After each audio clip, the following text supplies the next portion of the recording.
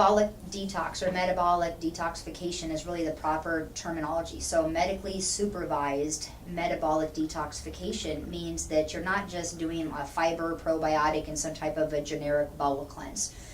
That's supporting elimination, which there's nothing wrong with supporting elimination, but it's not necessarily getting down to the level of driving the enzymes in the liver to support a detox process.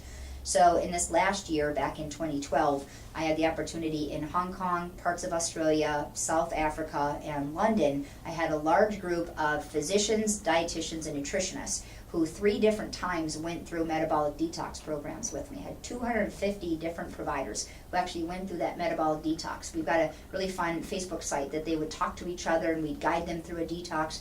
You know, there's stages to move through a detox, and it begins with reading labels and cleaning up your environment and making sure that you're not putting more toxins in your body over the course of a 6 to 8 week window, while you're just trying to lower the body burden and improve and amplify your elimination capacity. So, I mean, you can go on the internet and put in detox in a box or cleansing, and you can get these little kits you can buy in the mail, and there'll be anti-parasitic, programs, and they'll kind of clean the bowel. That's not a metabolic detox, in any way. And metabolic detox means you're balancing carbohydrates, proteins, and fat in a very specific way to support the enzyme balance in the liver, that you're using very key phytonutrients and specific vitamins and minerals designed to actually upregulate the enzymes that drive those detoxes. So the scope is a little bigger than only nutrients. It's the nutrients plus phytonutrients. And we always encourage patients to start with diet first. It's food first. Go organic as much as you can when you go through a good detox. Here in the practice, we do group detoxes about 2 to 3 times a year. Sometimes up to 40, 50 people will be going through a group detox together. And so we teach them which foods to include in the diet. So, accelerating the green leafy family, more in the garlic and onion family. I'm teaching them pomegranate and raspberry would be excellent choices, getting more blueberry in their diet. And we have them focus on the rainbow diet, every single day when you're in a detox. You should do it anyways every day, but make sure you're getting red, orange, yellow, green, blue, purple. And then the last category is the white tan, which is where we have our onions and our garlic and our legumes. But a food first approach is really key.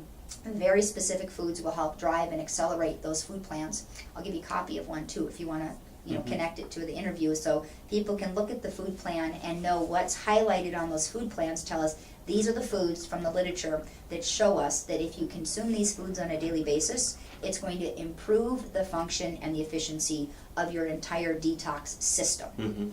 And just to point out too, as a farmer, I know that what we as farmers are putting into the soil, not just of what we're not putting onto the plants, say the pesticides and insecticides, but what we're actually doing to treat all the microbes in the soil well, so that they can go on to give us healthy plants is really important for the health of that plant. Absolutely. And then in addition, one of the things that we're well known for at Plowshare Farm is the variety of produce that we have. I mean, you'll get the purple kales, the green kales, and so people, what I say is really allows them to expand their palate. That's the key. It's not restrict, it's expand. You just hit the mark. And people think detox and elimination diets will be restricting what they're eating. Not if they do it right.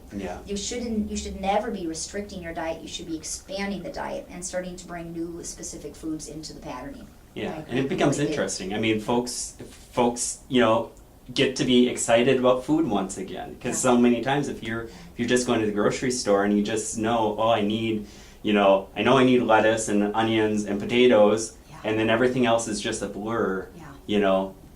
Expanding that is really important. Mission of ours. I agree, and it's been wonderful. I mean, we've had a lot of patients that use your resources, and it's a great referral to have. It's the biggest challenge living here in Alexandria that our patients have is, when I got here 15 years ago, we didn't have little health food sections anywhere. People couldn't go find and buy organic, produce, and you look at our main grocery stores and you look at our natural health food store in town, they have expanded so much. There's a huge increase in awareness and a demand from the public. It's phenomenal. People like you educating and bringing these resources into smaller communities. People need to know, especially when you live out here in agricultural communities, you know, and we're surrounded by mass farming in which there's this huge contribution to the toxicity that's ending up in our groundwater today. You know, that's a huge issue.